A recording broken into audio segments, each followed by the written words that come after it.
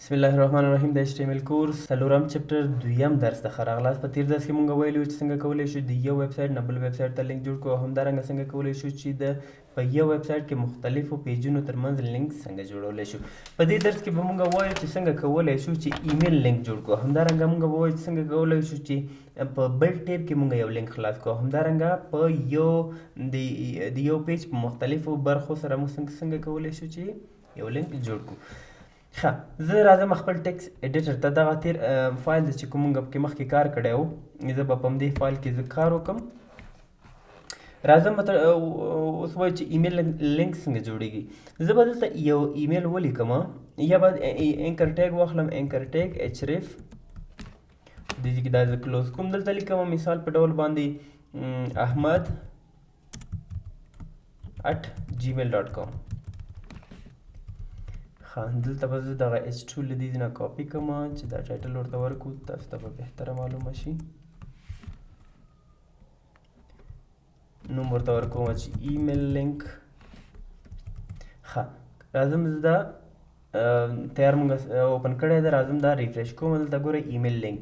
نو کله چې زه په دې باندې کلیک کوم څه به کېږي؟ هیڅ هم نه کېږي، ځکه چې مونږ هغه href کې هیڅ شی هم نه دی لیکلی. نو زه غواړم چې ایمیل لینک جوړ کړم. چې کله په هغه ایمیل باندې په دې ایمیل باندې کلیک وشي، باید یو د ایمیل پیج راخلاص شي، لکه څنګه چې په کمپیوټرونو کې وینډوز کې تیار د ایمیل لپاره مونږ آوټلوک لرو، نو باید هغه راخلاص شي. د هغې لپاره څه کوم؟ زه د دې په منځ کې لیکم، د دې اټریبیوټ په منځ کې لیکم چې میل ټو یو ځای لیکم، بیا څه شی کوم؟ کالن اچوم، یو سیمی کالن دی بل کالن ده. نو اوس به څه شی کوو؟ چاته ایمیل کول غواړئ د هغه کس نوم به ولیکي. مثال زه لیکم چې admin@gmail.com په دې شکل. نو راځو دغه پیج ریفریش کوو. اوس به وګورو کله چې په دې باندې کلیک کېږي څه شی به موږ ته راخلاصېږي؟ ګورئ میل، دا په خپله راخلاص شو. چې آوټلوک کې که نور کوم اپلیکیشن تاسو سره وي، نو د هغې په واسطه باندې تاسې کولی شئ چې میل وکړئ یا ایمیل یو چاته دغه کس ته ولېږئ. کوم کس ته؟ باید دلته مونږ څه شی کړي وی؟ دغه اډمین باید دلته هم ولیکم چې د ویب سایټ د چا ده هغې ته باید ایمیل وشي.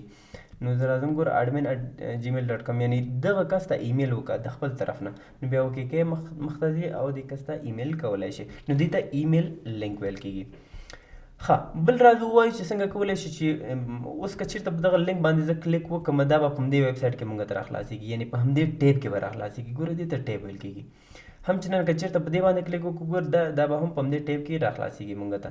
زه غواړم چې باید کله چې په دې باندې کلیک وشي، دا دې په خپل ځای پاتې شي او دې ځای نه د یو بل ویب سایټ ته مونږ بل ټیب ته دې مونږ ته هغه پیج یا یو ویب سایټ راخلاص کړي. د هغې لپاره زه څه کوم؟ راځم د خپل ټیکس ایډیټر ته، زه به دغه h2 له دې ځای نه کاپي کړم، راوړم یې دلته به ورته وایم چې opening link in another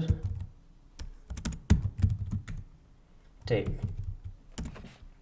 اوس زه څه کوم؟ یو انکر ټیګ اخلم، یعنې a ټیګ اخلم، href اخلم او په دې کې دا زه کلوز کوم. اوس زه څه کوم؟ زه وایم چې کله په دې باندې کلیک کېږي، مثلا give blood website. نو چې کله په دې باندې کلیک وشي، زه به راشم دا به تاسو ته دلته پیج کې ښکاره کړم. ګورئ داسې. نو کله چې په دې باندې کلیک وشي، باید دغه پیج دې په خپل حالت پاتې شي او موږ ته دغه د give blood website په بل ویب سایټ بل ټیب کې راښکاره شي. زه به داسې وکړم چې دغه د give blood.online دا لینک به ځان سره کاپي کړم. دا یو ویب سایټ دی چې دې په واسطه باندې تاسې کولی شئ چې په خپلو سیمو کې که چېرته وینې ته ضرورت لرئ، وینې ورکوونکي کسان پیدا کړئ، او که چېرته غواړئ چې وینه ورکړئ تاسې، نو تاسې کولی شئ چې وینه هم ورکړئ. دې ځای نه به تاسې فایند ډونر، همدارنګه ډونیټ بلډ باندې کلیک کوئ. نو که چېرته وینه ورکوئ، ډونیټ بلډ باندې به کلیک کوئ، او که چېرته وینه اخلئ غواړئ کسان نه، نو فایند ډونر باندې به کلیک کوئ. که چېرته پښتو ته لینګویج اړوئ، نو کولی شئ چې په دې پښتو باندې کلیک وکړئ، نو تاسو ته به د پښتو دغه ویب سایټ په پښتو کې راخلاصېږي. زه هم دغه د پښتو لینک راخلم، کاپي کوم یې، راځم دلته په دې ځای کې دا زه پیسټ کوم. اوس زه څه کوم؟ د دې وروسته یو بل اټریبیوټ مونږ لرو، ټارګېټ. ټارګټ مونږ د انکر ټیګ یو بل اټریبیوټ ده چې ټارګټ ورته ویل کیږي. زه غواړم چې همدغه چې کله په دې باندې کلیک کیږي نو باید یو بل ټیب کې مونږ ته راښکاره شي. بای ډیفالټ داسې وي چې په همدې ټیب کې راښکاره کیږي یا خلاصیږي. نو زه غواړم چې بل ټیب کې راښکاره شي یا خلاص شي. نو زه څه کوم انډرسکور بلینک باندې کلیک کوم. انډرسکور بلینک په دې اټریبیوټ کې زه لیکم. اوس به څه کیږي راځو همدغه چې کوم مونږ لینک جوړ کړی ده دا به زه ریفریش کوم یو ځلې او بیا ګیو بلډ ویب سایټ باندې کلیک کوم. نو ګورئ مونږ ته څه کیږي یو بل ټیب کې دا په خپل حالات باندې پاتې کیږي او مونږ ته یو بل ټیب کې دغه ویب سایټ راخلاص شو. نو دې ته ویل کیږي چې اوپننګ لینک ان انادر ټیب، یعنی په دې ټیب کې تاسو یاستئ، تاسو غواړئ چې بل ټیب کې دغه لینک راخلاص شي. نو تاسو څه کوئ بیا مونږ له څه شي نه استفاده کوو، مونږ د ټارګټ اټریبیوټ نه استفاده کوو. ښه اوس په اخر کې وایي چې لینکینګ زه به ټایټل ورته تیار ورکړم H2 linking to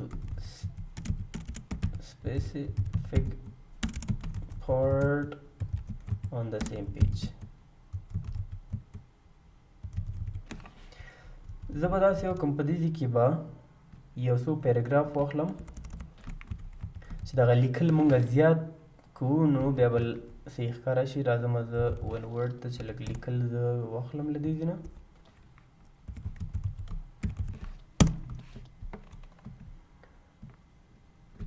دا کاپي کوم، د دې په منځ کې پیسټ کوم، دا به دلته قطع کوو په دې شکل باندې. زه راځم همدا کاپي کوم، پیسټ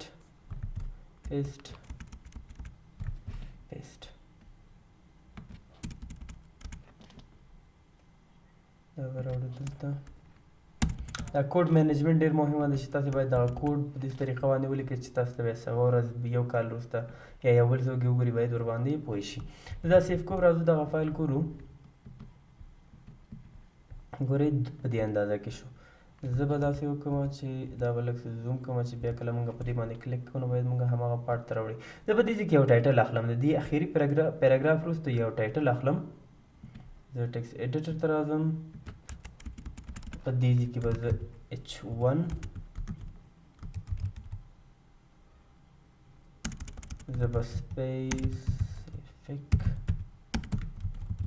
ایریا صحیح شو. زه راځم دا ریفریش کوم، دا موږ ته دغه ځای راښکاره شي. اوس زه وایم په دې ځای کې به زه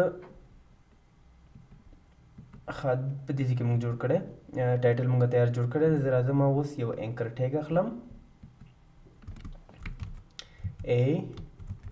href، دا به دلته زه کلوز کړم. ښه د دې لپاره باید موږ څه شی وکړو، زه باید کوم ځای سره چې زه وصل کول غواړم دې ته باید یو آی ډي ورکړم، یوه خاصه آی ډي ورته ورکړم. زه راځم دلته د دې اټریبیوټ یو موږ لرو، زه ورته لیکم چې آی ډي is equal to h1 part. صحیح شو. دې ته ما یو څه وکړه، یو آی ډي مې ورکړه. آی ډي به انشاءالله په راتلونکي کلاسونو کې آی ډي او کلاس ترمنځ هغه فرق هم وایو، دا وسیع تشریح کوو، خو صرف اوس دومره یاد کړئ چې هر یو ټیګ کې تاسې کولی شئ چې یو آی ډي ورکړئ. نو زه اوس څه کوم، زه په دې ځای کې د هغې لپاره هیش لیکم او h1 پارټ په دې ځای کې لیکم. زه ورته وایم چې سپیسیفیک ایریا ما ته راخلاصه کړه یا هماغه ځای ته ما ویسه. اوس راځم زه دا ریفریش کوم، بیا زه څه کوم په دې باندې کلیک کوم. چې کله ما په دې باندې کلیک کوم ما چېرته راوړي، دې ځای ته ما راوړي. ګوره چون مونږ پاس وو په دې ځای کې وګورئ سکرول بار پورته ده، خو که چېرته زه په دې باندې کلیک وکړم نو ما به چېرته راوړي، د خاص ځای ته به موږ راوړي. داسې وي چې کله یو پیج کې ډېر زیات لیکل وي یا تاسې کانټینټ پکې زیات وي نو تاسې کولی شئ چې په دې ایریا باندې کلیک وکړئ نو تاسې به دې ساحې ته راوړي یا خاص ساحې ته به تاسې راوړي. خیر دا زموږ د نن ورځې درس چې موږ په دې کې وویلې چې څنګه کولی شو ایمیل لینک جوړ کړو. همچنان موږ وویلې چې اوپننګ لینک ان انادر ټیب، یعنې په بل ټیب کې موږ یو لینک څنګه خلاصولی شو. او همچنان موږ په آخر کې وویلې چې د یو پیج په خاصې برخې سره موږ یو لینک څنګه کریټ کوو. که ویډیو مو خوښه شوي درس مو یاد شوی ویډیو در سره لایک کړئ او همدارنګه په کمنټ کې ولیکئ چې درس مو یاد شو. او که چېرته کومه پوښتنه لرئ د همدې ویډیو په کمنټ کې ماته ولیکئ، انشاءالله زه تاسو ته تشریح کوم. لپاره په الله مو سپارم. سلام علیکم.